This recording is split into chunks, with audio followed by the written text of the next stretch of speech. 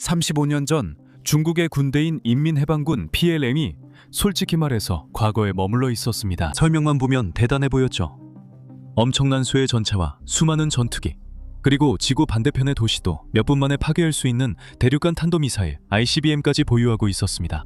하지만 실제로 내용을 살펴보면 전차 부대가 1940년대 설계를 기반으로 한다는 사실을 알게 됩니다. 그 전투기들은 조악한 복제품에 불과했고 ICBM은 배치 속도가 느리고 정확성도 떨어져서 끝부분에 충분히 강력한 탄두를 넣어야 겨우 도시 하나를 맞출 수 있을 정도였습니다. 하지만 요즘은 더 이상 그렇지 않습니다. 비유하자면 체계 개정판이 필요할 정도로 그들은 이 모든 것을 제대로 뒤집어 놓았습니다. 한때 방대하고 양에 치중했던 유물은 이제 훨씬 더 날렵하고 훨씬 더 유능한 전력으로 재탄생했습니다. 스텔스 전투기, 정밀 미사일, 현대식 기갑전력, 항공모함, 드론, 그리고 훨씬 더 전문화된 핵심 병력까지 갖추게 되었습니다. 여기저기 거친 부분이 있긴 하지만 전체적인 변화는 그야말로 놀라울 따름입니다. 그리고 오늘 저희는 여러분께 그 변화를 안내해드릴 예정입니다.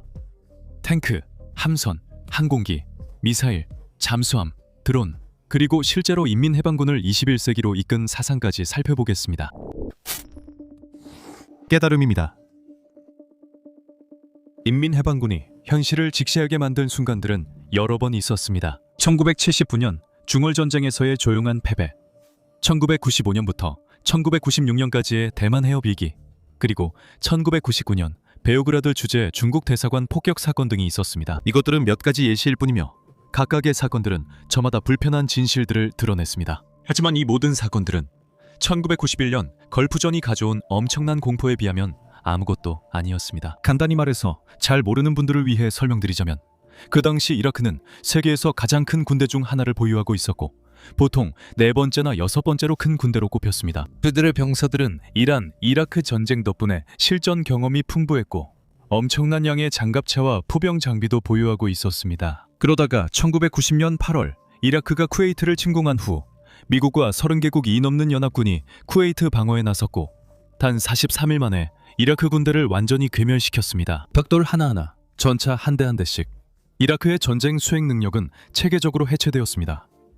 먼저 공중에서 지휘소, 방공망, 보급 거점, 다리, 그리고 장갑차 집결지 등이 끊임없이 공격당했습니다. 그 후 지상군이 들어가서 결정타를 날렸고 실제로 지상 공격은 약 100시간 정도밖에 지속되지 않았으며 대규모 부대들이 무너지고 후퇴하거나 집단으로 항복했습니다. 그렇게 전쟁은 시작만큼이나 빠르게 끝났습니다. 그리고 이것이 중국을 그렇게나 두렵게 만든 이유는 중국군과 이라크군 사이에 뚜렷한 유사점이 있었기 때문입니다. 그리고 그로부터 이라크에 가해졌던 일이 자신들에게도 똑같이 일어날 수 있다는 명백한 깨달음이 있었습니다. 그 당시 중국 인민해방군도 사담의 군대처럼 근본적으로 엉망이었습니다. 그것은 기갑과 포병을 중심으로 짜인 지상군 중심 체제였고 각 군 간의 전략적 통합은 기껏해야 제한적이었으며 실시간 감시, 전자전, 정밀 타격 능력은 사실상 전무했습니다. 그들은 교리나 기술에서 뒤처진 정도가 아니라 여전히 말 그대로 석기시대 수준에 머물러 있었습니다. 당시 지도자 장쩌민 1989-2002년 집권은 이렇게 말했습니다. 걸프전의 사실들이 그것을 보여줍니다.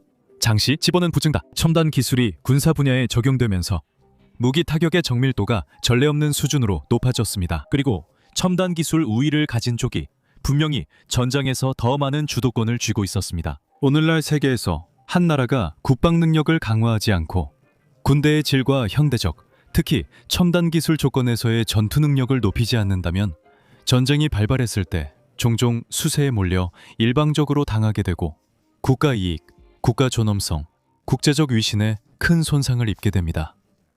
인용 끝. 그렇다면 그와 더 넓게는 그가 이끌던 군대는 실제로 상황을 바로잡기 위해 무엇을 했을까요?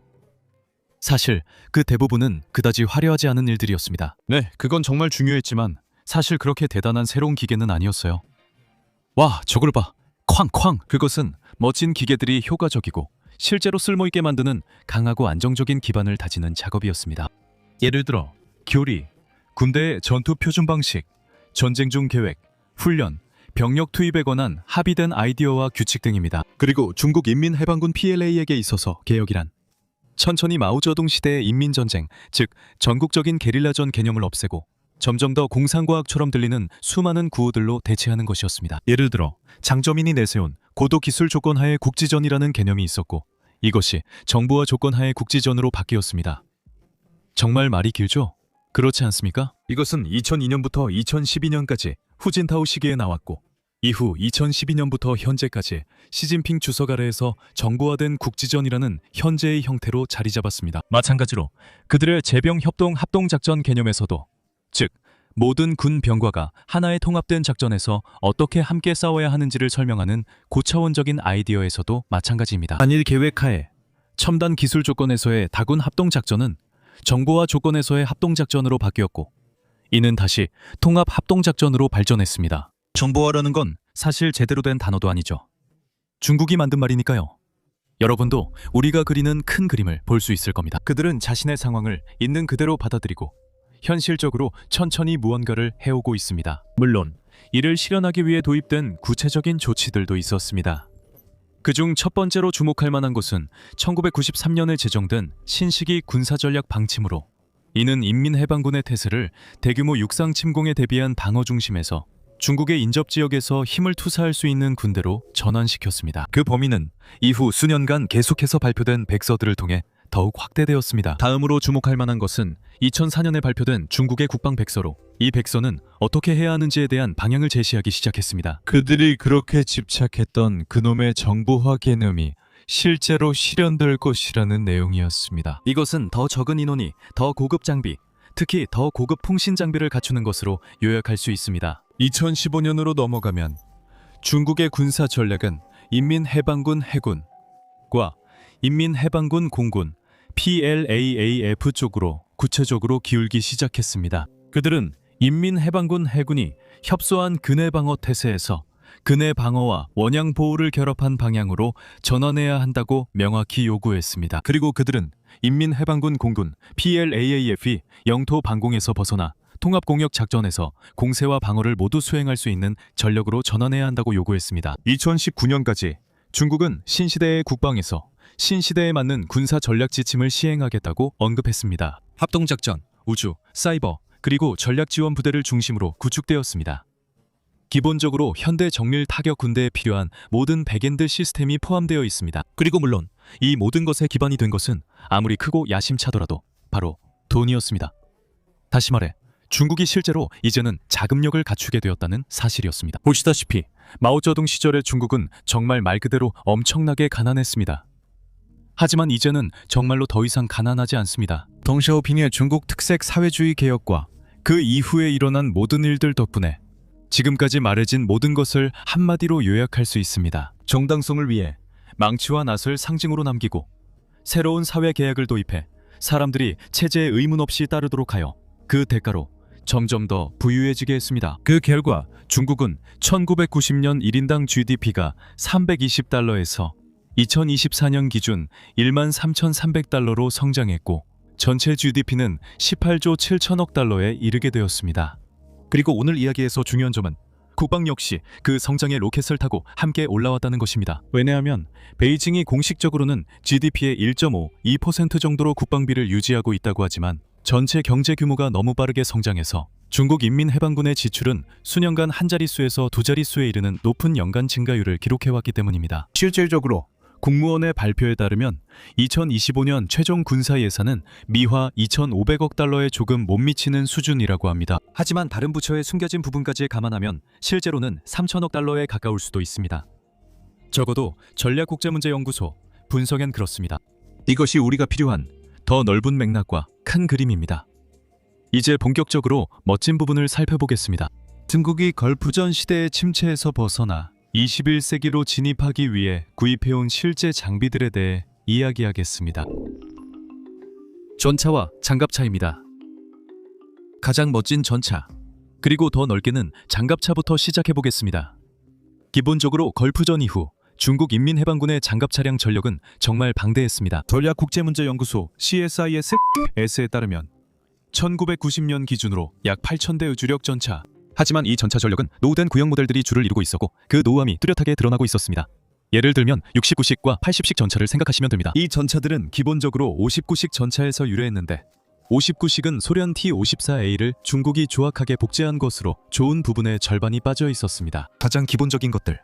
예를 들어 원래 T-54A에 있던 주포 안정 장치나 적외선 탐조 등 야간 전투 장비 같은 것들조차 빠져 있었습니다. 비록 이후에 59식 전차들은 약간 개선되긴 했지만 그들의 기계화 보병 차량도 마찬가지였습니다. 그들에게도 장갑병력 수송차 APC가 있긴 했지만 솔직히 말해서 형편없었습니다. 예를 들어 63식은 사실상 중국 특유의 차량이었습니다. 소련 BTR-50의 기본 개념을 따랐고 얇은 장갑과 수륙 양용, 신명 병력 탑승이 특징이었습니다.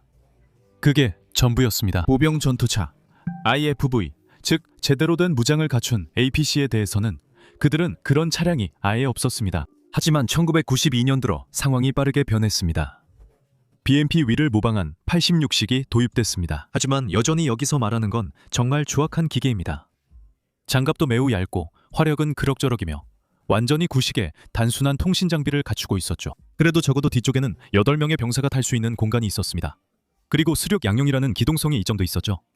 사실 이렇게 말하면 너무 단순화하는 것일 수도 있지만 기본적인 개념을 이해하기 위해 이렇게 설명할 수 있습니다. 베이징이 태무급 BMP-1을 실전 배치할 즈음 모스크바는 이미 BMP-3을 실전 배치하고 있었습니다. 이름에서 알 수 있듯이 BMP-3는 두 세대에 걸친 개량과 개선이 이루어진 차량이었죠. 하지만 지금은 그런 구식 시스템 일부가 교체를 기다리며 주변에 남아 있습니다. 2021년 산장에서 훈련 중인 59식 전차의 또 다른 발전형인 88식 전차와 같은 차량들이 있지만 이제 전체적으로 그들의 장갑 차량의 품질은 크게 향상되었습니다. 이 모든 것의 대표적인 예가 바로 99식 전차입니다. 99식 전차는 중국의 첫 번째 진정한 현대식 주력 전차 MBT로 사막의 폭풍 작전에서 분명하게 드러난 이제는 전차에서 절대 양보할 수 없는 요소들을 모두 반영하여 만들어진 기계입니다. 먼저 보고, 먼저 쏘고, 먼저 명중시키며 주야간을 가리지 않고 이동 중에도 이러한 모든 것을 수행하고 동시에 더 넓은 합동무기 체계의 일부로서 작동하는 것입니다. 이 모든 것을 어떻게 달성하느냐에 대해서는 열산 조준경과 레이저 거리 측정기 같은 장비의 탑재, 그리고 편리한 자동 추적 기능 덕분이라고 전해집니다. 지휘관은 독립형 360도 주야간 파노라마 조준경을 이용해 포수가 목표를 조준하는 동안 다음 목표를 미리 지정할 수 있습니다. 디지털 탄도 컴퓨터, 풍속 센서, 총구 기준 시스템, 포신 열차 폐장치 등 모든 것이 포함된 완전한 사격 통제 시스템이 갖춰져 있습니다. 상하 좌우로 안정화된 125mm 활강포는 회전식 자동 장전 장치로 급탄되며 이 덕분에 3명으로 구성된 소수의 승무원도 모든 것을 효율적으로 운용할 수 있습니다. 차내 정보와 통신 시스템이 잘 갖춰져 있으며 무전기 세트, 아군 적군 식별, IFF 시스템, 정보 처리 장치가 탑재되어 있습니다. 전자광학 대책 장비, 레이저 경보 수신기, 그리고 전통적인 연막탄 발사기와 같은 생존성 보조 장비들도 갖추고 있습니다. 이 모든 것들이 정말 좋은지 의문이 있습니다. 예를 들어 회전식 자동 장전기가 결국 포탑을 날려버릴 수도 있습니다. 러시아 전차들처럼 99식 전차의 성능에 대한 의문은 여전하지만 이 전차가 뛰어난지에 대한 의문은 아닙니다. 우리는 99식 전차를 잘 알기 때문에 이 전차가 단순히 카메라용으로 겉만 번지르르하게 꾸민 형편없는 물건이 아님을 확실히 합니다. 사실 이 전차에 뚜렷한 문제가 있다면 그것은 바로 그 전차의 보급량에서 찾을 수 있습니다. 현재 운용 중인 수량의 공식 수치는 없는 것 같습니다. 저희도 이를 알아보는데 예상보다 더 많은 시간이 들었습니다. 하지만 아랍 연구 및 정책연구소에서 2024년에 발표한 전략보고서에 따르면 당시 약 1100대가 있다고 결론지었습니다. 99식 전차는 우리가 방금 설명해드린 일반형과 지금도 실전 배치가 시작된 지 얼마 안 된 최신형인 99A로 나뉩니다. 이는 총 주력 전차 MBT 약 5000대 중반 규모에 해당합니다. 여기서 잠깐 멈춰야 합니다. 이 사실로 상황이 달라집니다. 99식 전차는 중국판 에이브람스나 평범한 주력 전차가 아니라 최전방에서 창끝 역할을 하는 우수한 전차입니다. 수량도 꽤 있지만 표준 전차는 아닙니다. 대신 진정한 인민해방군을 주력 전차는 바로 이 96식 전차입니다. 좀 더 저렴하고 다소 오래된 설계지만 125mm 포와 복합 장갑, 이후엔 포팔 바는 장갑도 있습니다. 포 안정화 기능과 T-54 복제품보다 훨씬 나은 엔진이 탑재되었죠. 저는 태무 버전을 좋아합니다. 이들은 모든 병영을 합쳐 약 2500대의 96식 전차를 보유하고 있는 것으로 추정됩니다. 나머지 주력 전차 MBT 부대는 앞서 언급한 태무 시리즈로 구성되어 있습니다. 이 전차들은 훈련 부대나 외진 주둔지로 옮겨졌고 외국인들이 카메라를 들고 잘 가지 않는 곳입니다. 이것이 문제를 일으킵니다. 그래서 이야기가 그렇게 흘러간다고 짐작하기 쉽습니다. 그들은 99식 전차를 주력 전차로 만들기 위해 천천히 나아가고 있습니다. 그리고 모든 구형 전차들을 퇴역시키고 나면 그 다음에는 96식 전차도 점차 퇴역시킬 것입니다. 그리고 계속해서 진행하다 보면 결국엔 모든 곳에 99식 전차만 남게 되는 행복한 날이 올 거라고 생각할 수 있습니다. 확실히 타당한 추측이지만 문제는 이와 관련해 그들이 무엇을 계획하고 있는지 우리가 전혀 알 수 없다는 점입니다. 왜냐하면 중화인민공화국에서 나오는 메시지가 상당히 혼재되어 있기 때문입니다. 예를 들어 신화통신이라는 국영 뉴스기관은 2014년에 대대적인 보도를 하면서 99식 전차를 우리 군의 새로운 주력 전차이자 중국의 지상전 비장의 카드라고 불렀습니다. 그런데 같은 해 역시 국영인 영문신문 차이나 데일리는 중국군이 대부분의 구형 전차를 대체하면서 96비식 전차를 전차부대의 주축으로 배치할 가능성이 높다고 독자들에게 자신있게 전했습니다. 그리고 이 모든 것을 더 혼란스럽게 만드는 것이 바로 이 100식 전차입니다. 간단히 말해서 이게 최신형입니다. 2025년 승전기념일 퍼레이드에서 공개된 이 전차는 중국 언론에서 4세대 주력 전차로 소개되고 있습니다. 완전히 무인화된 포탑, 105mm 주포 첨단 레이더, 하드킬 능동 방호 체계, 그리고 승무원을 위한 증강현실 보조 장치까지 갖추고 있습니다. 여기에 AI와 고도로 지능화된 협동전에 관한 유행어도 추가됐습니다. 2026년 이니 당연하죠. 서방 언론의 퍼레이드 보도와 분석은 모두 같은 결론에 도달합니다. 3명의 승무원은 선체 안쪽에 앉고 포탑에는 원격 무장 스테이션과 센서가 탑재되어 있습니다. 하이브리드 디젤 전기 구동 장치는 완전 전기 모드에서 조용히 전차를 움직여 소음과 적외선 신호를 줄입니다. 솔직히 그들이 몇 대를 갖고 있는지나 원하는지 전혀 알 수 없습니다. 베이징은 우리에게 알려주지 않았고 이 영상이 제작된 시점 기준으로 공개된 지 1년도 채 되지 않았기 때문에 우리가 추측할 수 있는 더 폭넓은 근거가 다소 부족한 상황입니다. 하지만 그게 바로 중국 주력 전차 MBT 상황의 핵심 아니겠습니까? 그들은 겉보기에는 완벽해 보이는 다양한 것들을 가지고 있지만 구체적인 내용에 대해서는 아무런 정보가 없습니다. 다행히도 그들의 주력 전차를 제외한 기갑 전력 상황은 더 명확합니다. 예를 들어 2018년 말에 실전 배치된 15식 경전차는 중국의 절반이 거대한 산악지형이라는 사실을 고려해서 만들어진 전차입니다. 무게는 약 35톤으로 가볍고 이 경량과 천마력 엔진 덕분에 기동성이 좋으며 자동 장전 장치가 달린 현대식 105mm 포와 괜찮은 광학 장비를 갖추고 있습니다. 그리고 그와 함께 운용되는 보병 수송 차량들도 이제는 꽤나 쓸만한 수준에 도달했습니다. 예를 들어 공사식은 현재 최고의 보병 전투 차량 IBV입니다. 1999년에 도입된 이 차량은 마침내 중국 기계와 보병에게 현대적인 BMP-3와 브래들리에 표적하는 전투 차량을 제공하게 되었습니다. 궤도식이면서 수륙 양용 셰시에 2인승 포탑에는 100mm 주포와 30mm 기관포가 결합되어 장착되어 있습니다. 후방에는 분대가 탑승할 공간이 있고 무엇보다도 그럭저럭 현대적인 사격 통제 장치와 열상 장비, 무전기를 갖추고 있어 실제로 적절한 상황 인식을 유지할 수 있습니다. 타이프 영파는 스트라이커, 복서 등 서방 88 차량에 대응해 중국 인민해방군이 개발한 차량입니다. 2008년경 실전 배치가 시작된 이 차량은 모듈식 차륜형 셰시로 다양한 버전이 있습니다. 30mm 기관포 포탑 보병 전투차, 병력 수송차, 지휘소, 정찰 차량 등 여러 형태로 제공됩니다. 또한 중요한 점은 이 차량이 수륙 양용이라는 것입니다. 그래서 강이나 해안의 얕은 물도 별다른 문제 없이 건널 수 있습니다. 이 차량은 화려하지는 않지만 중국의 경보병과 중보병을 낡은 트럭에서 꺼내 실제로 도로와 트랙에서 전차와 함께 이동할 수 있고 경미한 적의 공격도 견딜 수 있는 차량으로 조용히 이동시켜줍니다. 그리고 수륙 양용 차량에 대해 말하자면 다음으로 소개할 것은 타이프 05입니다. 이 차량은 인민해방군 해군 해병대를 위해 특별히 개발된 차량입니다. 이름 하나에 모든 걸 다 넣었네요. 그렇지 않습니까? 중국. 이 차량은 동일한 차체를 기반으로 제작된 빠른 수륙 양용 돌격 차량 계열로 30mm 기관포 포탑이 장착된 보병 전투차 IVF 버전과 저반동 105mm 포가 탑재된 돌격포 버전이 가장 흥미로운 예시입니다. 두 차량은 개방된 수면을 빠르게 달릴 수 있도록 설계되었습니다. 최고 속도는 시속 20km 중반대이며 이후 제트 추진을 멈추고 해변을 기어 내륙으로 들어갑니다. 다시 말해 이전 장비가 기본적으로 떠다니는 병력 수송 장갑차에 불과했다면 타이프 05는 해병대에게 실제로 속도를 맞출 수 있고 다른 부대와 계속 통신할 수 있으며 해안선에 제대로 된 화력을 투사할 수 있는 무언가를 제공합니다. 단순히 기관총만 달린 무거운 짐에 불과했던 것과는 다릅니다. 그리고 계속 이야기할 수도 있겠지만 정말로 걸프전 이후 중국은 많은 차량을 도입했습니다. 하지만 무슨 말인지 아시겠죠? 중국은 약간 형편없는 T-54 복제품과 허름한 BMP-1 복제품에서 최상급 기준으로는 현대적 기갑 전력의 반열에 오른 중장갑, 경장갑, 차륜형, 수륙 양용 장갑차로 구성된 다층적인 전력으로 발전했습니다. 물론 주변부에는 아직도 오래된 장비들이 남아있긴 하지만 전반적으로 중국의 장갑 차량이 정말로 크게 발전했다는 점에는 의심의 여지가 없습니다. 항공기. 중국 인민해방군 공군은 걸프전에서 가장 큰 충격을 받은 부대였을 것입니다.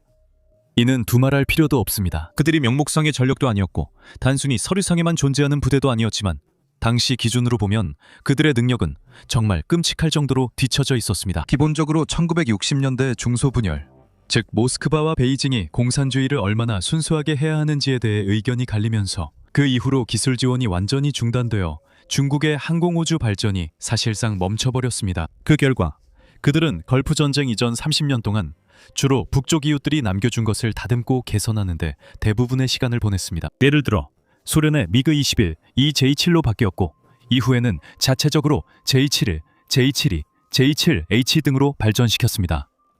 참고로 탱크도 마찬가지였습니다. 그래서 모두 5구식의 파상형이나 개량형이었고 반면 소련은 T-62, T-72, T-80 등으로 계속 발전했습니다. 본론으로 돌아가면 하늘에서는 독자적으로 나아가려는 시도들이 있었습니다. 예를 들어 J8, 쉽게 말하면 일종의 슈퍼 미그 21인데 첫 시험 비행 이후 실제로 실전 배치되기까지 11년이 걸렸고 초기형은 여전히 하향 탐지 레이더나 제대로 된 전천후 능력이 없었습니다. 대신 이 기체의 재원은 마하 2의 속도 기관포, 기본적인 적외선 미사일, 그리고 기수 방향만 볼 수 있는 레이더가 전부였습니다. 물론 이후에도 계속 개량을 했지만 걸프전 당시의 최고 사양인 J8A조차도 여전히 하향 탐지 레이더가 없었고 전자장비는 충격적으로 신뢰성이 떨어졌습니다. 그리고 그 시기에는 한계를 넘어서려던 첨단 프로젝트들도 있었지만 완전히 실패로 끝났습니다.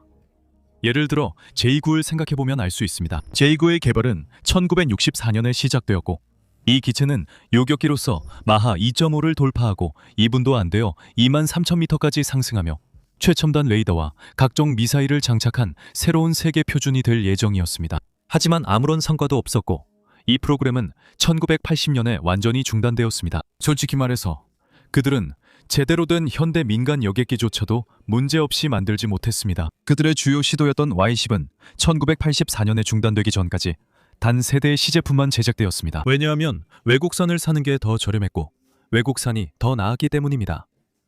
그리고 그건 그들이 갖추지 못한 더 넓은 역량에 대해서는 말할 것도 없습니다. 예를 들어 조기경보 통제기 같은 것 말이죠. 그들은 소련이 B-29를 무단 역설계에 만든 복제기인 TU-4 위에 거대한 레이더를 얹고 터보프롭 엔진을 몇 개 집어넣었습니다. 그게 전부였고 그 단일 시제품은 KJ-1이라고 불렸습니다. 그런데 그 시제품은 해결할 수 없는 진동 문제가 발견되어 개발이 취소되었습니다. 마찬가지로 항공기의 가시거리박 전투 역시 그들이 할 수 없는 일이었습니다. 그들은 미사일이 없었으니까요. 정밀 타격 능력도 없었고 그 능력이 바로 수단 군대를 신속하게 파괴할 수 있게 해준 것이었습니다. 전략적 타격 능력도 없었습니다.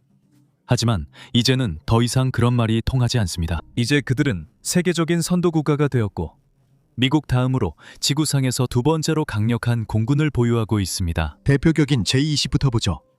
J-20은 쌍발 엔진의 약 20m 길이의 전천후 스텔스 전투기로 2017년에 공식적으로 실전 배치되었고 서방의 추정이 정확하다면 현재 300대 이상이 존재하는 것으로 보입니다. 겉모습뿐만 아니라 내부적으로도 1991년 중국 엔지니어들을 매우 흥분시킬 요소를 모두 갖추고 있습니다. 기수에는 대형 능동 전자주사식 레이더가 장착되고 적외선 탐지 추적 장치와 수동 센서들이 곳곳에 배치되며 이를 통합하는 최신 글래스 콕핏도 갖추고 있습니다. 중앙 무장창에는 최소 4발의 PL-15 미사일을 탑재할 수 있는데 이 미사일은 200km의 사거리를 가진 것으로 알려져 있습니다. 스텔스 성능을 희생해도 괜찮다면 날개에도 추가로 무장을 장착할 수 있습니다. 화려한 옷을 입은 미그-21은 아니죠.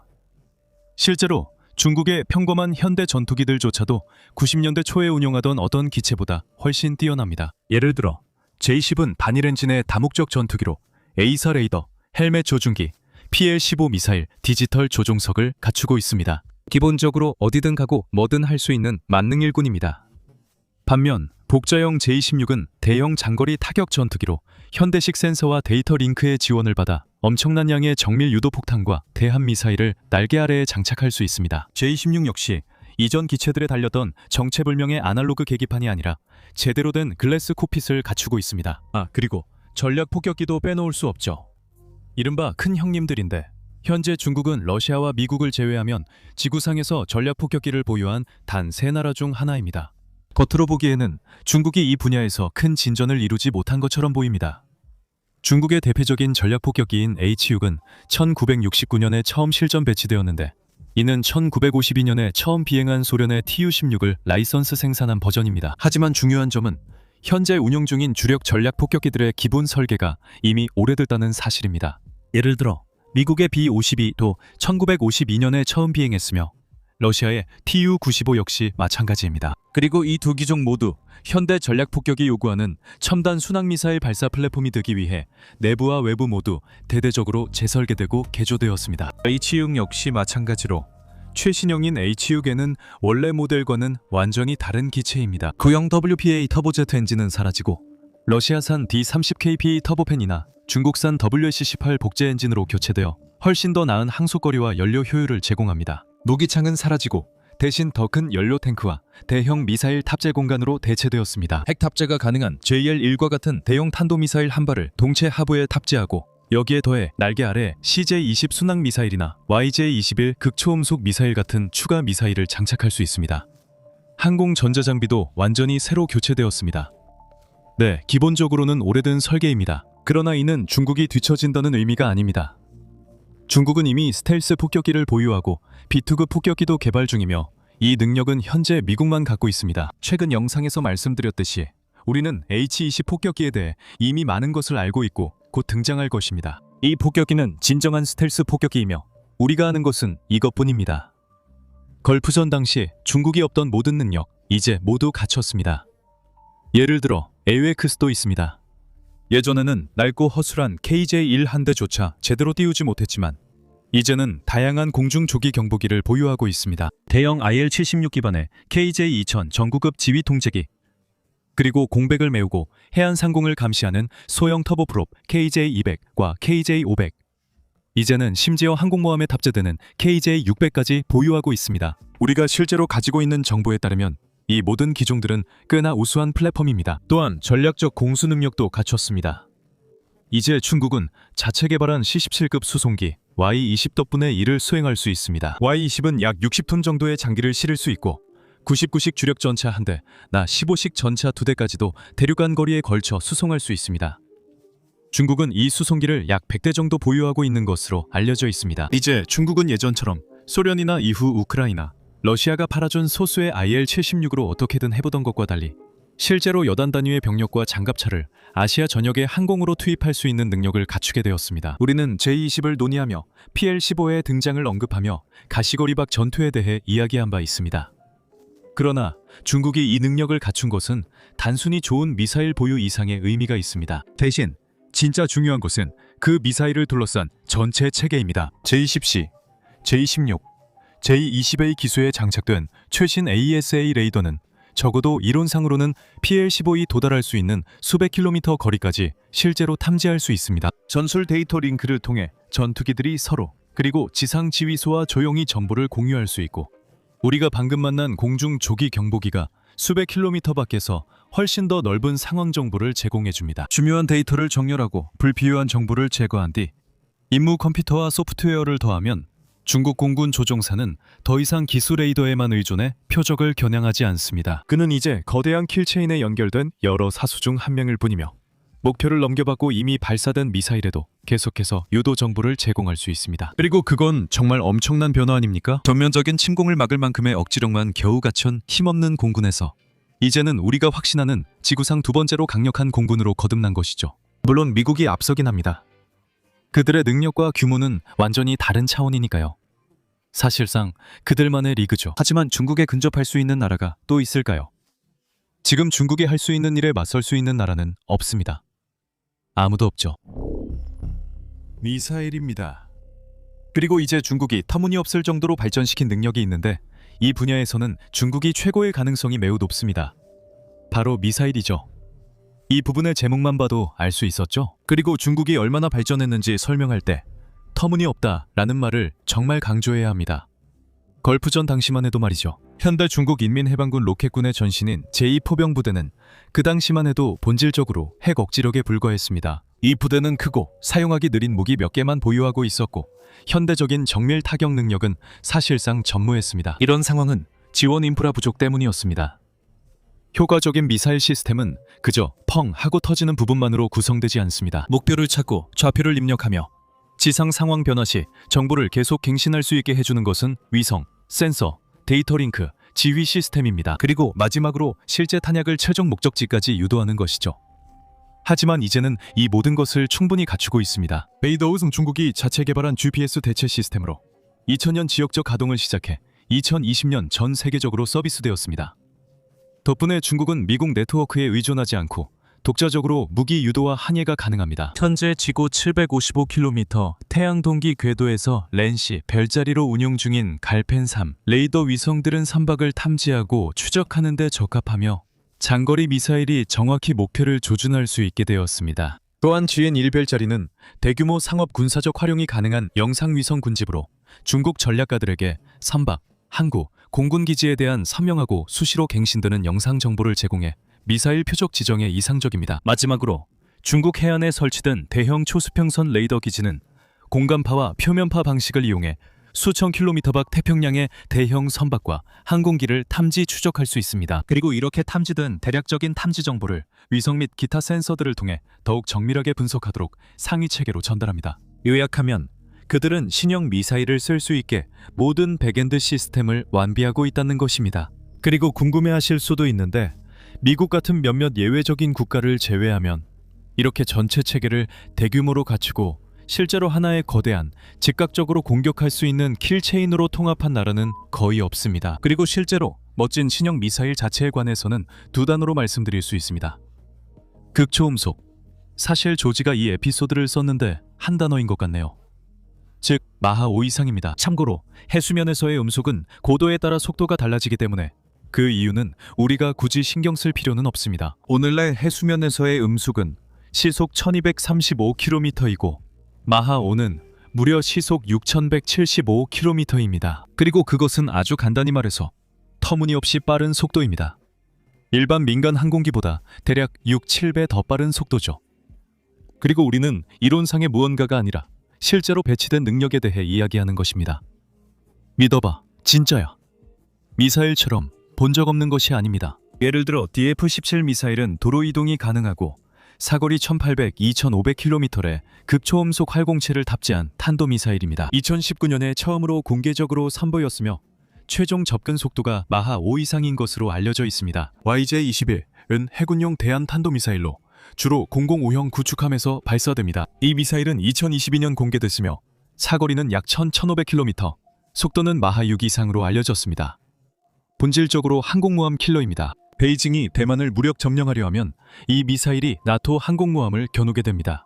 DF-27은 더 크고 사거리가 긴 극초음속 미사일로 전통적인 대륙간 탄도미사일 ICBM과 비슷하지만 지구로 재진입할 때 극초음속 활공 옵션을 가지고 있습니다. 미국 국방부가 2024년 의회에 제출한 중국 군사 및 안보 동향 연례 보고서에서 이 미사일이 현재 실전 배치됐을 가능성이 있다고 밝혔습니다. 이름이 길긴 하지만 베이징 당국은 아직 이를 공식적으로 확인하지 않았습니다. DF-27에 관해서도 베이징은 이 미사일이 극초음속이라는 점을 명확히 밝히지 않았습니다. 적어도 저희가 찾은 바로는 그렇습니다. 하지만 중국어 논의에서는 이 미사일에 대한 동일한 수치가 거의 항상 반복됩니다. 시험에서 2100km를 비행했으며 이는 마하 8.5에서 9 정도에 해당합니다. 그리고 목표물에 대한 최종 접근 속도가 명확하게 마하 10이라고도 언급하고 있습니다. 비교 차원에서 미국의 개발 노력도 보겠습니다. 미 공군의 AGM-183A 공중발사 신속 대응 무기는 2018년에 개발을 시작했으며 2022년까지 실전 배치를 목표로 했습니다. 이 무기는 2025년에 보류되었다가 2026년 예산안에 따라 다시 개발 중인 것으로 알려져 있습니다. 그리고 육군의 다크이글도 있는데 이 무기의 발사대와 지원 장비는 2023년부터 일부 부대에 배치되어 있었습니다. 하지만 이 무기의 첫 번째 성공적인 종단 비행 시험은 2024년 12월에야 이루어졌고 실제 배치는 오랫동안 약속되어 왔지만 아직 이루어지지 않았습니다. 사실 러시아는 친잘과 아방가르드 같은 무기를 통해 중국에 근접할 수 있는 거의 유일한 국가이지만 이 무기들은 소수만 존재하는 전시용에 가깝고 중국처럼 깊이 있고 잘 통합된 극초음속 무기 체계를 갖추고 있지는 않습니다. 지금까지 극초음속 무기에 집중했지만 중국은 걸프전 이후 극초음속 미사일 외에도 대륙간 탄도미사일, ICBM 등 다양한 미사일을 발전시켰습니다. 당시 중국의 전력은 사실상 소수의 둥펑호 미사일뿐이었고 이 중 DF-5A 변형이 가장 뛰어났습니다. 그리고 DF-5A는 최대 13,000km의 사거리를 가지고 있어서 미국 본토 전역을 타격할 수 있었지만 그리고 최대 5메가톤에 달하는 탄도 위력을 가지고 있었는데 이는 히로시마에 투하된 리틀보이 폭탄의 333배에 달하는 폭발력입니다. 참고로 실제로는 그렇게 대단하지 않았습니다. 우선 이 미사일은 액체 연료를 사용했는데 1960년대부터 미국의 미니트맨과 소련의 RT-2 미사일이 등장하면서 고체 연료 ICBM이 표준이 된 이후였습니다. 왜냐하면 기본적으로 고체 연료 미사일은 언제든 발사할 수 있도록 대기시켜둘 수 있기 때문입니다. 그래서 3차 세계대전이 일어나면 미사일을 꺼내서 하늘을 향해 조준하고 목표 데이터를 입력한 다음 세상의 종말을 알리는 큰 빨간 버튼만 누르면 됩니다. 반면 액체 연료 ICBM은 미리 연료를 주입할 수 없어 발사 준비에 시간이 걸립니다. 이로 인해 보복 능력에 공백이 생길 수 있는데 핵무기가 사일로에 떨어질 때까지 미사일에 연료를 넣는데 시간이 걸릴 수 있기 때문입니다. 하지만 DF-5A의 문제는 그것만이 아니었습니다. 이 미사일은 원형 공산 오차, 즉 명중 정확도가 정말 충격적일 정도로 낮았습니다. CEP, 즉 원형 공산 오차는 군사용어로 미사일이 목표 지점에서 얼마나 벗어날 수 있는지를 의미합니다. DF-5A의 경우 이 값이 500넋미터에서 3,500m까지로 추정되었습니다. 그리고 덧붙여 말하면 바로 그 이유 때문에 DF-5A는 그렇게 큰 탄도를 장착했던 것입니다. 형편없는 명중률을 보완하기 위해서였죠. 하지만 중국으로선 문제 없습니다. DF-5는 여전히 DF-5C로 명맥을 이어가고 있는데 여전히 액체 연료를 사용하지만 사거리는 2만 킬로미터까지 늘어났습니다. 그리고 이제는 충분히 정확해져서 하나의 큰 탄두 대신 여러 개의 소형 탄두를 각각 독립적으로 목표할 수 있는 다탄도 독립 재진 입체, 즉 MIRV 방식으로 교체되었습니다. 새로 합류한 것은 DF-31, DF-41 등 최신 대륙간 탄도미사일 ICBM입니다. 극적으로 발전한 것은 대형 미사일만이 아닙니다. 예를 들어 재래식 탄도미사일들도 개선되었습니다. 그 당시에는 DF-11과 DF-15가 최고급 미사일이었는데 DF-11은 1992년에 실전 배치되었고 DF-15는 1991년 8월에 실전 배치되었습니다. DF-11 미사일은 사거리 300km 원형 공산 오차 600m였고 DF-15는 사거리도 300km였고 원형 공산 오차는 300m였습니다. 이제 DF-26 같은 미사일도 등장했습니다. 측정 가능한 부분에서 크게 향상되어 사거리는 최대 4,000km, 원형 공산 오차는 신형이라 정확한 수치 대신 높다고만 알려져 있습니다. 이 미사일은 2015년에야 공개됐습니다. 하지만 이 미사일은 더 추상적인 면에서도 발전했습니다. 이전 미사일들이 단순한 탄도 재진입체를 사용했던 것과 달리 유격이 더 어려운 기동형 재진입체를 탑재하고 있기 때문입니다. 언젠가 우리 중 한 명에게 발사될 가능성이 높다는 점에 대해 뭐라고 말하든 베이징의 실력은 인정해야 합니다. 이 모든 것이 엄청난 변화 아닙니까? 저희가 말했듯이 우리는 그들이 현재 미사일 분야에서 세계 최고의 위치에 있다고 굳게 믿고 있습니다. 전 세계 어디에도 이 정도의 노력을 따라올 수 있는 곳은 없습니다. 특히 극초음속 미사일까지 고려하면 더더욱 그렇죠. 잠수함입니다. 이제 중국이 지배한 분야를 이야기한 후 아직 중국이 많은 노력이 필요한 잠수함 분야에 대해 이야기하게 됐습니다. 걸프전이 일어났을 때 중국은 실제로 상당한 규모의 잠수함 전력을 보유하고 있었습니다. 하지만 물론 그 규모는 겉보기만 그럴 뿐이었습니다. 왜냐하면 맞아요.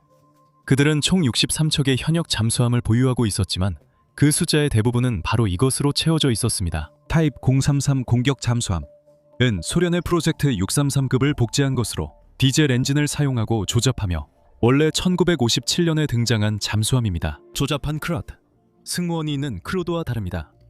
이 잠수함은 정말 조잡했습니다. 하지만 적어도 나치의 타입 21에서 가져온 설계 덕분에 이 잠수함은 실제로 완전히 수중에서 작전이 가능했습니다. 이들은 또한 타입 33의 개량형인 타입 35도 보유하고 있었습니다. 이 잠수함은 기본적으로 구형 프로젝트 633의 쌍축 레이아웃을 버리고 더 강력하고 무엇보다 더 빠르고 조용한 단일축 구동 방식을 채택했습니다. 만약 여러분이 90년대 잠수함 치고는 꽤 괜찮다고 생각하신다면 여기서 그 생각을 바로 잡아드리겠습니다.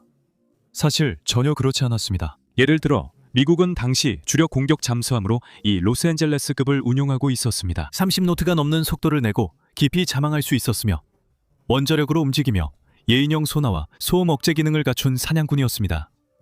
하푼으로는 해상 표적을, 토마호크로는 지상 표적을 공격할 수도 있었습니다. 소련 혹은 90년대 어느 해를 보느냐에 따라 러시아는 이와 비슷하게 프로젝트 971급을 보유하고 있었습니다. 크고 빠르며 원자력으로 움직이고 강력한 소나와 정교한 프로펠러, 위협적인 어뢰와 대함 미사일을 탑재하고 있었습니다. 베이징도 공격형 잠수함, 즉 핵잠수함을 보유하고 있었습니다. 예를 들어 역할상 로스앤젤레스급이나 971급과 동등한 잠수함으로 이들은 1974년에 처음 취역한 5척의 91형 잠수함을 보유하고 있었습니다. 문제는 이 잠수함들이 좀 별로였다는 겁니다. 소음이 크고 진동이 심하며 소나와 무장도 기본적이었고 원자로도 이렇게 표현할 수 있겠네요. 저희 팀원이 칭다오 해군 박물관에서 이 잠수함을 볼 기회가 있었지만 조심해 정중히 거절했다고 합니다. 걸프전 발발 당시 이들은 도시를 파괴할 핵탄도를 실은 탄도미사일을 발사하는 잠수함을 보유하고 있었습니다. 하지만 우리가 탄도미사일 잠수함이라고 말할 때 단일 함급만을 의미하는 것은 아닙니다. 아니요.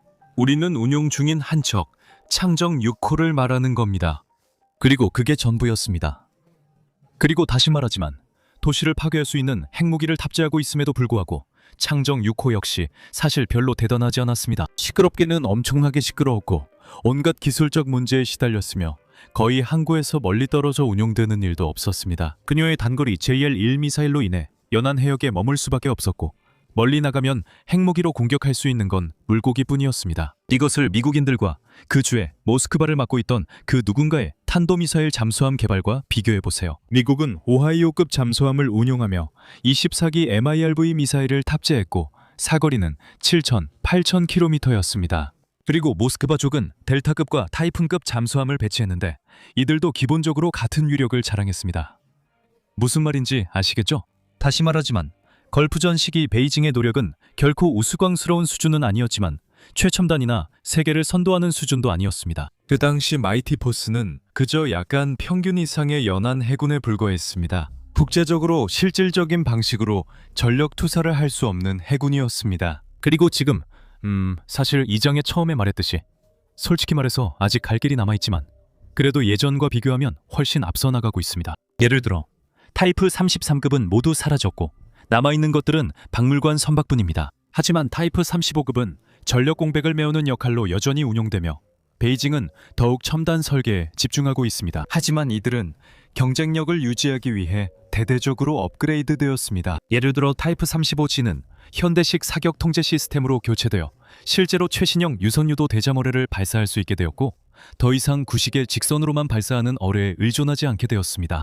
그리고 35B는 여기서 한 걸음 더 나아가 튜브 발사 방식의 대함 및 지상 공격 순항 미사일까지 추가했습니다. 맞아요. 타이프 35는 1950년대 잠수함이지만 복원 개조된 클래식 자동차처럼 보면 됩니다. 객관적으로 보면 어제 만들어진 것만큼 좋지는 않지만 적어도 스트레스로 머리가 빠질 정도로 걱정할 필요는 없을 만큼은 괜찮습니다. 머리카락 빠진 얘기가 나와서 말인데 중국도 핵잠수함 분야에서 많이 발전했습니다. 예를 들어 93형 공격 잠수함을 생각해보세요.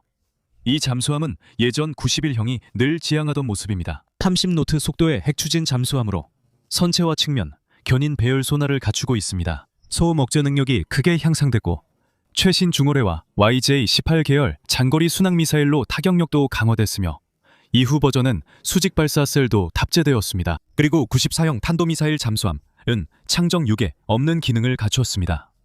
항속거리가 길고 소음도 적지만 서방 분석가들은 여전히 미국이나 러시아 최신 잠수함보다 시끄럽다고 봅니다. 그리고 나카다오 JL-1 대신 초기형 잠수함에는 JL-22기를, 최신형에는 JL-3을 탑재하고 있습니다. 혹시 궁금하실까봐 말씀드리자면 JL-2는 일반적으로 하나의 대형 탄두나 여러 개의 소형 탄두를 탑재할 수 있는 것으로 평가됩니다. 즉 MIRV 방식이죠. JL-3도 같은 기능을 제공하는 것으로 널리 추정되며 더 정교하게 개선됐습니다. 하지만 그건 어디까지나 전문가들의 추측일 뿐입니다. 놀랍게도 베이징이 정확한 탑재 구성에 대해 우리에게 공개하지 않았다는 사실 믿으시겠습니까? 아쉽게도 우리가 알 수 없는 부분이죠. 그리고 수평선 너머로 차세대 핵추진 공격 잠수함 95형이 다가옵니다. 세부 사항은 불분명하나 발전 방향은 분명합니다. 미국은 버지니아급을 최상위 공격 잠수함으로 보유합니다. 조용하고 장거리 작전이 가능하며 각종 센서와 순항미사일로 가득 차 있는 버지니아급처럼 95형도 중국식 특징을 가진 버지니아급이 될 예정입니다. 더 많은 장비를 숨기고 소음을 줄이기 위해 선체가 더 두껍고 수직 발사관도 더 많이 탑재할 예정입니다. 하지만 말씀드린 대로 걸프전 당시 그들이 보유했던 것에 비하면 분명히 큰 발전이지만 여전히 개선해야 할 부분이 남아 있습니다. 사실 잠수함 부문이 인민해방군에서 가장 주목과 개선이 필요한 분야일 것입니다. 그리고 완전히 새로운 디젤 잠수함 계열인 039A, B, C형 문제도 있습니다. 이 잠수함들은 디젤 잠수함 기준으로 보면 공기부료 추진, AIP 시스템, 준수한 소음 억제, 그리고 괜찮은 수중 작전 지속 능력을 갖추고 있지만 그래도 결국은 디젤 잠수함일 뿐입니다. 그리고 우리가 말했듯이 미국이 기준을 높여놓은 덕분에 디젤 잠수함은 더 이상 최상위급 해군 강국의 주력이 아닙니다. 또한 단순한 숫자도 고려해보세요. 출처와 기준 연도에 따라 다르지만 공개 자료들에 따르면 중국 잠수함은 약 60척으로 집계됩니다. 이 중 6척은 094형 한 자릿수는 핵추진 공격 잠수함이며 나머지는 디젤 잠수함입니다. 그리고 그 숫자가 결코 나쁜 것은 아니지만 영국은 잠수함이 9척이고 인도는 18척을 보유하고 있습니다. 이건 분명한 사실입니다. 하지만 미국과 러시아에 비하면 미미합니다. 미국은 핵추진 잠수함 67척, 러시아는 60척을 보유하며 중국 항대보다 원자로를 탑재한 비중이 훨씬 높습니다. 요약하자면 중국이 해저에서 분명히 많은 발전을 이루었지만 이 분야에서 세계적인 선두주자는 아닙니다. 이건 분명한 사실입니다. 중국은 충분한 선체를 보유하고 있지 않고 보유하고 있는 잠수함들 중에서도 핵추진 잠수함의 비율이 충분하지 않습니다. 그렇긴 해도 발전 방향 자체는 분명히 올바른 길을 가고 있습니다. 베이징이 주장하는 대로 95형 잠수함 한 척만 추가하고 94형을 8척으로 완성하기만 해도 우리는 전혀 다른 결론에 도달하게 될 것입니다. 드론. 걸프전 당시 드론은 전반적으로 아직 초기 단계였지만 그래도 나름대로 역할을 했습니다. 예를 들어 RQ-2는 미국과 이스라엘이 공동 개발한 소형 투석기 발사 정찰 무인기로 발사될 때 사용되었습니다. 미주리함과 위스콘신함 같은 전함들은 이 드론을 이용해 16인치 포탄을 이라크 해안 진지에 정확히 유도했고 심지어 팔라차르 섬에 있던 이라크 주둔군 전체를 머리 위에 드론을 띄우는 것만으로 항복하게 만들기도 했습니다. 병사들이 드론에 직접 항복한 것은 역사상 처음 있는 일이었습니다.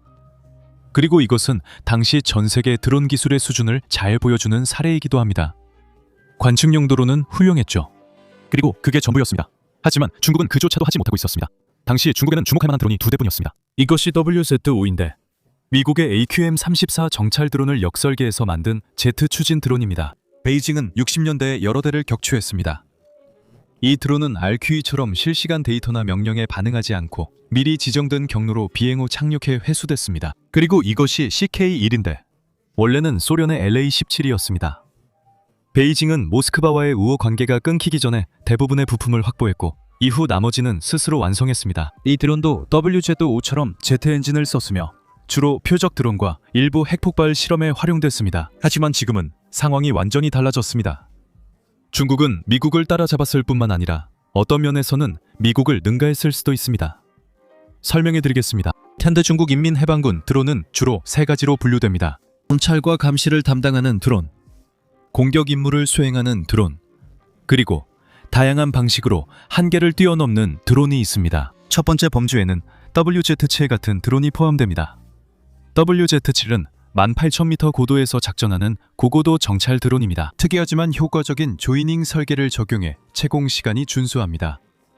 비행 프로파일에 따라 다르나 보통 10시간 정도로 알려져 있습니다. 이 드론은 2018년부터 중국 공군에서 운영되고 있는 것으로 추정됩니다. 위성 사진을 통해 티베트, 하이난, 그리고 북한 국경 인근 지역에서 기체가 포착된 바 있습니다. 2023년 기준으로 해군용도 존재하며 주로 중국 동부와 남중국해, 그리고 대만 인근 지역에서 목격되고 있습니다. 그리고 이 드론의 임무는 단순한 정찰을 넘어서 광범위한 지역에서 레이더 및 전자 신호를 수집하고 장거리 미사일의 표적 데이터를 제공하며 물론 사진과 영상을 촬영하는 것입니다. 예전 WZ-5보다 한 단계 업그레이드된 거죠? 그렇죠? 같은 진영에 있으면서도 한 단계 나아가거나 잘못된 방향으로 나아가면 BZK-005 같은 중고도 장기 채공 주력 드론을 만나게 됩니다. 이 드론은 등 위에 위성 통신 장치가 솟아있고 아래에는 전자광학 포탑이 달려 있습니다. 2006년 주하이에서 공개되었으며 현재는 남중국해의 우디섬 같은 전초기지에서 자주 목격됩니다. 이 드론은 중간 성능으로 약 8,000m 상공에서 30시간 이상 비행하며 실시간 영상으로 누가 어디서 항해하거나 비행하는지 정보를 전송합니다. 그리고 비슷한 특징의 TB001도 있습니다.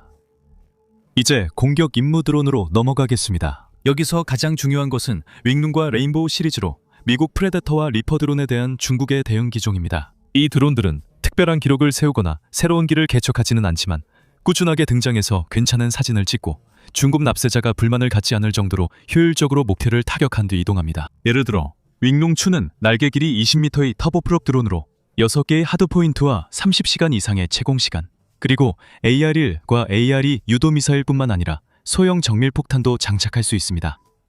무슨 말인지 아시겠죠? 꽤 평범한 기체입니다. 기본적으로 이 드론은 이름만 다른 프레데터 드론입니다. 레인보우 시리즈의 CH-4는 그것과 비슷하지만 조금 더 큽니다.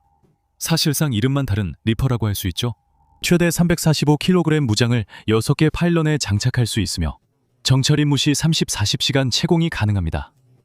또 5,000m 상공에서 미사일 발사가 가능해 대부분 경방공망 사거리 밖에서 작전할 수 있습니다. 심지어 수직 안정판이 없고 공기 흡입구가 180도 반대로 되어 있는 점만 빼면 외형도 리퍼와 거의 똑같이 생겼습니다. 하지만 타격 임무를 수행하는 기체들은 훨씬 더 작아지기도 합니다. 예를 들어 CH-901은 9kg짜리 소형 배회탄, 즉 카미카제 드론으로 한 명의 병사가 발사관에서 쏘아 올릴 수 있고 15km 떨어진 목표까지 날아가서 3.5kg짜리 소형 판두로 경장갑 차량이나 참호 진지를 직접 타격해 파괴할 수 있습니다. 대단해 보이지 않을 수 있지만 그 위력을 보여주는 예시가 있습니다. 미국산 M67 수류탄은 180g 폭약이 들어가지만 CH-901 드론은 그보다 20배 많은 폭약을 싣고 당신을 향해 날아올 수 있습니다. 이제는 별로 약해 보이지 않죠? 그리고 이 드론들은 40기 이상을 실은 트럭 탑재 발사대에서 한 번에 대량으로 발사되어 분쟁 지역 전체를 한꺼번에 공격하는 데 사용될 수 있다는 점도 있습니다. 솔직히 그건 정말 무서운 일이죠. 그리고 마지막으로 우리는 정말 흥미로운 부분, 제리 앤더슨 스타일의 한계를 뛰어넘는 무인 항공기가 할 수 있는 것에 극한을 밀어붙이는 드론들에 대해 이야기하게 됩니다. 저희가 개인적으로 뽑은 메디스 GJ-1를 생각해보세요. 2013년에 처음 비행한 내부 무장창을 갖춘 스텔스 플라잉 윙으로 이제는 중국 정부에서 공식적으로 완전히 실전 배치되었다고 설명하고 있습니다. 물론 이 드론은 지상 목표물을 타격할 수 있고 그 목표물의 사진도 찍을 수 있습니다. 아마도 레이더에 거의 탐지되지 않을 것으로 보이지만 분명히 말씀드리자면 아마도라고 하는 이유는 중국이 이 드론의 스텔스 성능을 입증할 만한 구체적인 자료를 실제로 공개한 적이 없기 때문입니다. 하지만 여기서 정말 놀라운 점은 이 드론이 공중 목표물도 타격할 수 있다고 주장된다는 것입니다. 미국이 리퍼 드론에 자위 및 제한적 공대공 미사일을 시험 장착한 것도 놀라운데 중국은 이 드론이 충성스러운 윙맨 역할도 가능하다고 주장합니다. 반자율적으로 조종되는 공격경처럼 유인 전투기 앞에서 비행하는 드론으로 보통 국가에서 승인한 CGI에서는 2인승 J-20과 함께 팀을 이루는 모습으로 묘사됩니다. 미사일을 대신 맞거나 레이더를 교란하고 추가 센서를 운반하며 심지어 모선에 탑승한 조종사가 지정한 표적에 자체 무기를 발사하기도 합니다.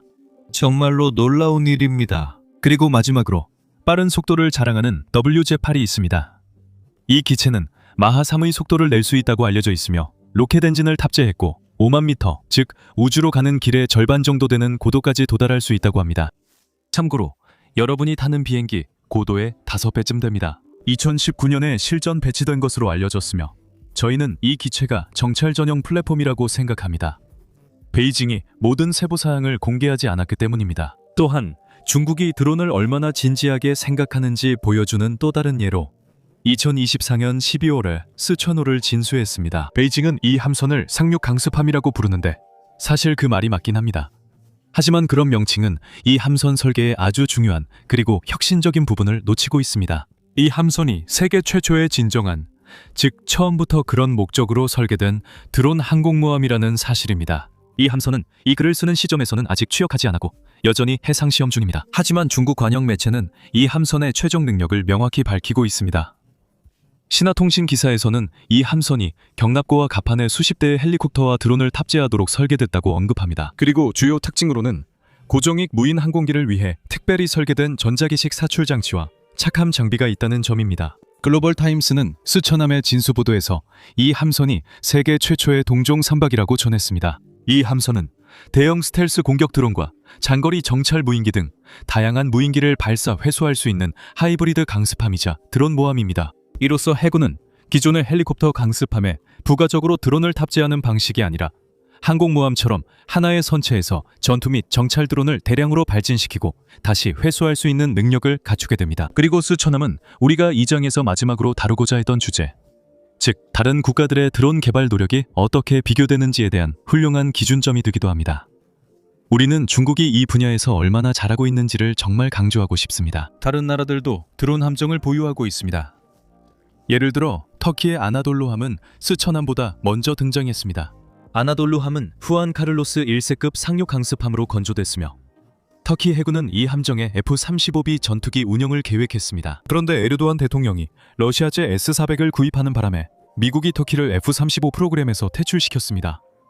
그래서 갑자기 아나돌루함에는 전투기가 없게 되었습니다. 다행히 터키는 뛰어난 드론 산업을 보유하고 있어 한 가지 도박을 하게 됐습니다. 전체 계획을 베이라크타르 TB3와 제트 엔진을 장착한 카잘마 중심으로 재편하고 무인 항공기를 주역으로 내세우기로 한 것입니다. 아나돌루가 2023년 취역하자 앙카라는 세계 최초의 전용 드론 항공모함이라 자랑했습니다.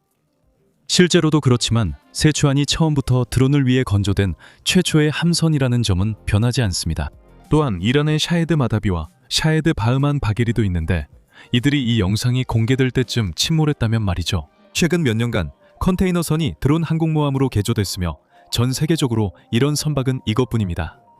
중국이 이 분야에서 확실히 앞서 있습니다. 그들의 모든 드론 분야도 마찬가지입니다. 걸프전 당시 중국 드론 역사는 2대의 구식 외국 정찰 드론을 역설계한 것뿐이었습니다. 항공모함. 정말 마지막까지 최고의 것을 남겨뒀네요. 걸프전 이후 중국이 미사일이나 드론보다도 더 극적으로 변화시킨 것이 있다면 바로 항공모함입니다. 왜일까요? 왜냐하면 사담 후세인이 망신을 당하던 그 시절에 중국은 항공모함이 단 한 척도 없었기 때문입니다. 그리고 이전에도 한 번도 가져본 적이 없었습니다. 그런 것들은 진정한 글로벌 강대국, 이른바 큰 손들의 전유물이었죠. 그리고 우리가 여러 챕터의 도입부에서 봤듯이 그 당시 중국은 그 클럽의 일원이 아니었습니다. 하지만 그것은 오랫동안 그들의 야망이었습니다. 그래서 그들은 이미 작은 무언가를 손에 쥐고 있었죠. HMAS 멜버른, 1955년에 취역한 호주 항공모함으로 중국은 1985년에 이 배를 구입했지만 결국 해체해버렸죠. 뭔가 나쁜 의도는 전혀 없었습니다. 예를 들어 가장 중요한 복잡한 시스템들, 예를 들면 증기 캐터펄트 같은 것들을 모두 분해해서 역설계하고 그 비밀을 파헤치려는 건 아니었죠. 절대 그런 게 아니었습니다. 그냥 고철 때문이었어요. 그래서 걸프전 이후 그들은 군사 현대화에 진지하게 임하기 시작했습니다. 이미 항공모함 분야에 조심스럽게 한 발을 담그고 있었죠. 물론 실제로 운용할 항공모함을 갖기까지는 아직 갈 길이 멀었습니다. 항공모함은 워낙 복잡한 기계니까요. 그래도 이런 선행 경험은 분명히 도움이 됐습니다. 다음으로 그들은 소련 동계를 이용해 문제 많은 낡은 항공모함을 더 확보하기 시작했습니다. 기본적으로 누군가가 항공모함을 거의 공짜로 넘겼죠. 물론 해체하고 나쁜 용도로 쓰지 않겠다고 약속만 하면 됐습니다. 민스크가 첫 번째였습니다. 새로 독립한 러시아가 1993년 퇴역시킨 키예프급 항공모함으로 1995년 고철로 팔렸습니다. 다음은 키예프였습니다. 동명의 함급지함으로 1993년 퇴역 후 1996년에 팔렸습니다. 그리고 마지막으로 바리아그였습니다. 바리아그는 1988년에 진수된 쿠즈네초프급 항공모함이었지만 소련의 붕괴로 인해 건조가 68%에서 중단되었습니다. 이 배는 2002년에 결국 중국으로 갔습니다. 오늘날까지도 베이징은 그 당시 자신들의 속임수를 의도적으로 인정한 적이 없습니다. 하지만 때때로 이런 사실이 드러나기도 합니다. 예를 들어 2011년에 국가과학기술산업국에서 작성, 편집, 검토, 검열, 그리고 공개한 한 기사에서 이런 내용이 나옵니다.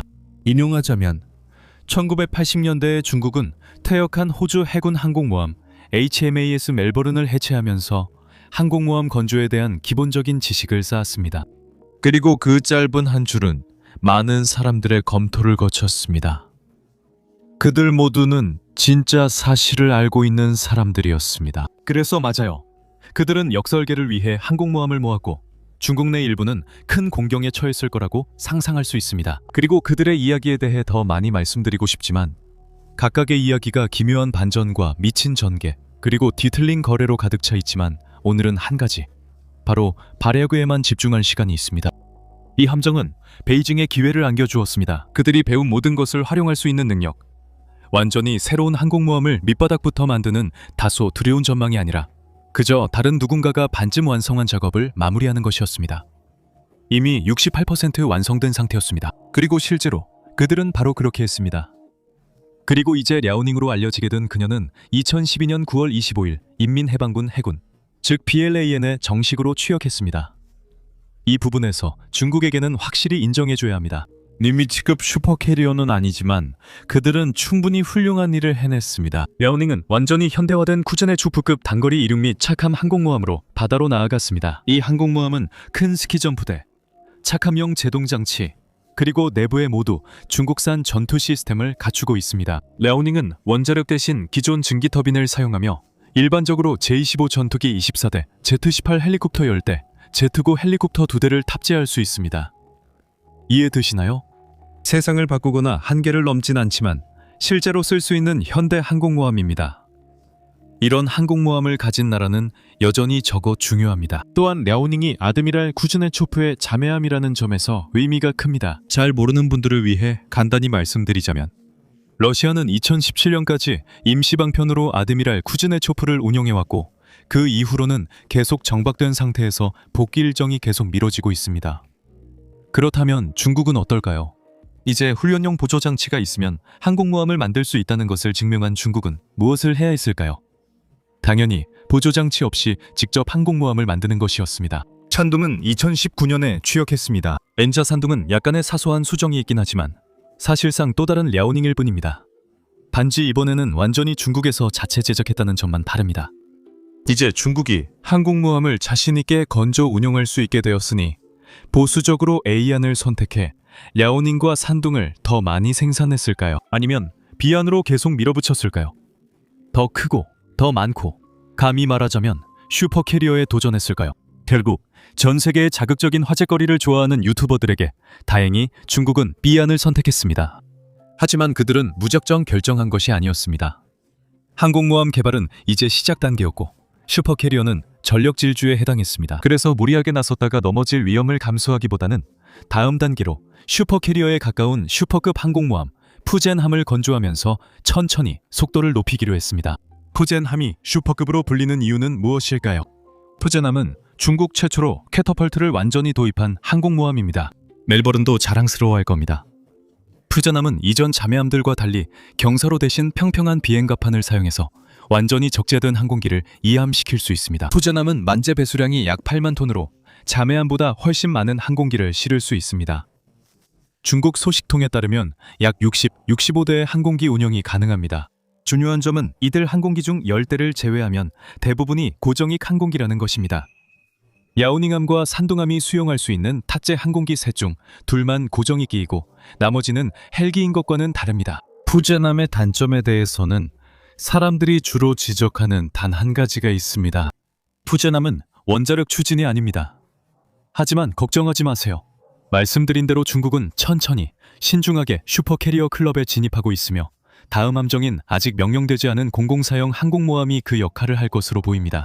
원자력 추진, 12만 톤의 배수량, 최대 100대의 항공기를 탑재할 수 있는 공간, 그리고 일반적으로 언급되는 것처럼 최대 5개의 개별 캐터펄트가 장착될 예정입니다. 그리고 그건 어떻게 보더라도 슈퍼캐리어입니다.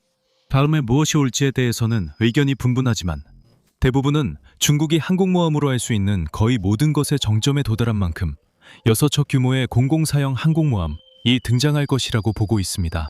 그리고 중국인들 자신은 그들답게 이에 대해 대체로 모호한 태도를 보이고 있습니다. 하지만 국영 언론이든 정부 자신이든 이 문제에 대한 그들의 모든 발언에는 한 가지 일관된 흐름이 있습니다. 그들은 4척의 항공모함으로는 만족하지 않을 겁니다. 결국 꽤 성공적이죠. 그렇지 않나요? 40년 전만 해도 그들이 항공모함에 대해 가진 유일한 경험은 해체해서 고철로 만드는 것이었다고 합니다. 그리고 오늘은 이 정도면 될 것 같습니다. 긴 영상이었죠? 그렇지 않습니까? 물론 더 이야기할 수 있는 내용도 많고 실제로 이번 에피소드에서 편집 과정에서 빠진 여러 가지 다른 챕터들도 있습니다. 하지만 전체적인 방향성과 그 안에 있는 분명한 기복을 보여드리기에는 오늘 보여드린 내용만으로도 충분하다고 생각합니다. 그리고 우리가 본 것은 전체적인 방향이 정체나 퇴보가 아니라 개선이라는 점이며 전반적인 발전의 규모는 그야말로 놀라울 정도였다는 것입니다. 그중 일부 분야는 세계 최고 수준이 됐습니다. 예를 들어 미사일과 드론 같은 분야는 세계 최고 수준에 올랐고 다른 분야들, 예를 들면 전차와 유인 항공기 같은 경우도 충분히 높은 수준으로 끌어올려져 주요 강국들과 어깨를 나란히 할 수 있게 되었습니다. 일부 분야는 부족하지만 여전히 놀라운 성장세를 보이고 있습니다. 예를 들어 잠수함 분야가 그렇습니다.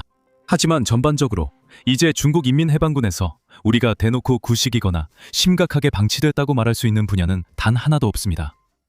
꽤 괜찮은 거 아닌가요? 35년 전만 해도 중국 인민해방군은 마거리 대처가 홍콩을 힘으로 지키려는 시도가 어리석은 생각이라는 점을 납득시킬 정도로만 괜찮았고 그 장군은 걸프전 동안 미국식으로 항복합니다 라고 말하는 법을 외우고 있었습니다. 그렇다고 해서 아직 손봐야 할 장비들이 일부 남아있는 것 외에 문제가 없다는 뜻은 아닙니다. 분명히 문제는 존재하니까요. 또한 중국 인민해방군에서 실전에서 무기를 발사해 본 사람이 없다는 점도 문제입니다. 그 말은 조준경 안에 실제 인간이 있다는 사실을 받아들여야 하는 부대 전체가 있다는 뜻입니다. 머뭇거리지 말고 그들이 당신을 쓰러뜨리기 전에 먼저 그들을 쓰러뜨리라는 겁니다. 전체 부대가 훈련이라는 통제된 스트레스 상황에서만 멋진 장비를 사용하는 법을 배웠을 뿐 훈련으로는 재현할 수 없는 실전의 극도의 스트레스에는 준비가 되어 있지 않습니다. 실제로 총알이 날아드는 상황에서 동료의 흔적에 뒤덮인 채 침착함을 유지해 본 적이 없는 부대가 대부분입니다. 전투 경험이 있는 사람은 사실상 거의 없습니다. 장유샤, 유전리, 왕아이장 이들이 우리가 아는 거의 유일한 고위 장교들인데 모두 1979년 중월전쟁에서 전투를 경험했습니다. 계급이 더 낮은 쪽에는 2020년 인도와의 국경 충돌에 참전한 소수의 장교와 부사관들 그리고 무기를 사용해야 했던 몇몇 평화유지군 참전 용사들이 있습니다. 그게 전부입니다. 그리고 덜 흥미롭지만 여전히 심각한 골칫거리도 있습니다. 많은 고위 장교들이 TV에서 수갑을 차고 망신당해도 결코 사라지지 않는 부패 문제입니다. 지휘 문화는 여전히 상명하달식 관리와 정치적 요식행위에 치우쳐 있으며 장교들은 전술적 기회보다 당을 불쾌하게 하는 것을 더 두려워합니다. 중국내에서 장비를 이동시키는 데는 훌륭해 보이지만 해안을 넘어 대규모 복합작전을 지속하거나 인도양까지 진출하려고 하면 곧바로 심각한 병목 현상이 발생하는 군수 시스템 등도 있습니다. 그럼에도 불구하고 전체적으로 보면 정말 엄청난 변화입니다. 그리고 이번 에피소드 내내 백식 주력 전차, 나 영영사형 항공모함 같은 사례에서 볼 수 있듯이 그들이 당분간 속도를 늦출 생각이 없어 보인다는 것은 분명합니다. 시청해주셔서 감사합니다.